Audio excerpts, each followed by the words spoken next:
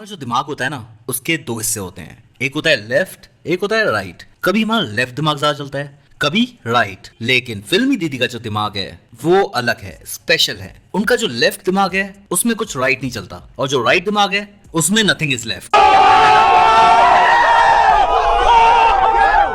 सबसे पहले तो मैं फिल्मी दीदी के फैंस को यहाँ पे हैं तो उनसे माफी मांगना चाहूंगा। देखो, मैं दीदी की इंसल्ट बिल्कुल नहीं कर रहा हूँ, मैं बस उनको एक्सप्लेन कर रहा हूँ। अब उनको एक्सप्लेन करना एक इंसल्ट हो तो मैं क्या कर सकता हूँ।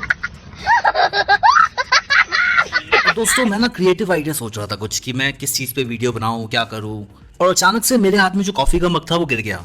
इतने में मेरी मम्मी आती है और बोलती है शर्म कर थोड़ी सी, और वहां से मुझे आइडिया आया, शर्म। शर्म यानी फिल्मी दीदी। अब वैसे तो मैं फिल्मी दीदी को अवॉइड ही करता हूँ, क्योंकि मैंने शुरू से देखा है कि लोग रिव्यू बनाते हैं, पर फिल्मी दीदी का रिव्यू बनाने का कोई इंटरेस्ट नहीं है, क्योंकि उनको मजा आता है लोगों का बनाने में। फिल्मी दीदी हमेशा क्या करती हैं, कभी साउथ को बॉलीवुड का बाप बना देती है, कभी बॉलीवुड को साउथ का बाप बना देती है, और जो उनकी जनता है वो कंफ्यूज हो जाती है। उनका हाल हो जाता है ऐसा।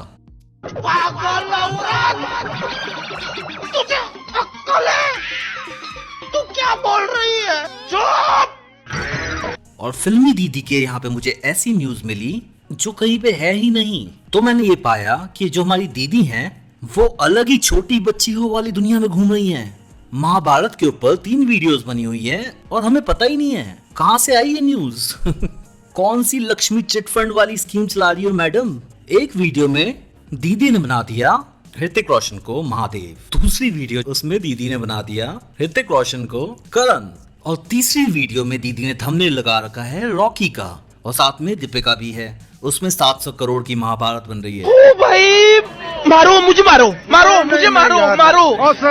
अरे मैडम, ये रिव्यू वगैरह छोड़ो, एक पंजाब केसरी का अखबार खरीद लो, उसमें ऐसी न्यूज बहुत बिकती है। तो अब गाइस, मैं आपको बताता हूँ ये पैसा बनाने की स्कीम क्या है। अब चैनल ऑनेस्टली सेट है तो लोगों को सही इन्फॉर्मेशन भी तो देनी है। तो अब ध्यान से सुनिए, 2022 का सबसे बड़ा स्कैम दीदी कैसे जनता का काटती है।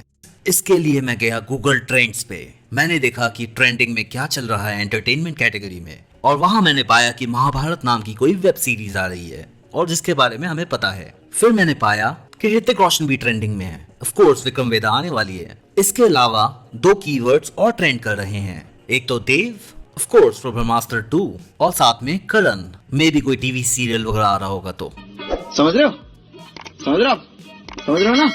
अब दीदी का जो थंबनेल है ना फेमस वाला, कि ये लोग बहुत चालाक हैं, इन लोगों ने कैसे हमें मिलके पागल बनाया, वो दीदी ही हैं। दीदी को ये पता है कि महाभारत की वेब सीरीज पे कुछ बनाएंगी तो व्यूज तो आएंगे नहीं, क्योंकि उसमें कोई बॉलीवुड का स्टार नहीं है, तो व्यूज तो नहीं आएंगे। विक्रम वेदा पे दीदी ज्यादा वीडियोस बनाएंगी तो उनकी थोड़ी शर्म करो वाली ऑडियंस, बॉलीवुड को जो शर्म करवाने में लग गई है, वो नाराज होती जाएगी और भाग जाएगी। तो फाइनली दीदी का आंटी वाला दिमाग चला, जो वो आंटियां गॉसिप करती है ना मोहल्ले में कि इसका बेटा ये कर रहा है, उसका बेटा वो कर रहा है, वो दिमाग चला के दीदी ने एक ऐसा नुस्खा बनाया कि महाभारत को ऋतिक रोशन से जोड़ दो। दोनों ट्रेंडिंग वर्ड्स हैं, दोनों कीवर्ड्स का ऑप्टिमम यूज। उसके बाद उसमें 2 कीवर्ड्स और मिला दो, महादेव देव, और साथ में करण, और रिजल्ट पैसा ही पैसा। वाह क्या सीन है,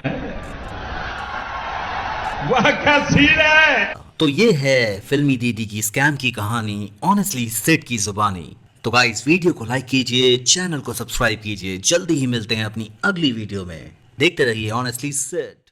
भाई मजा आया।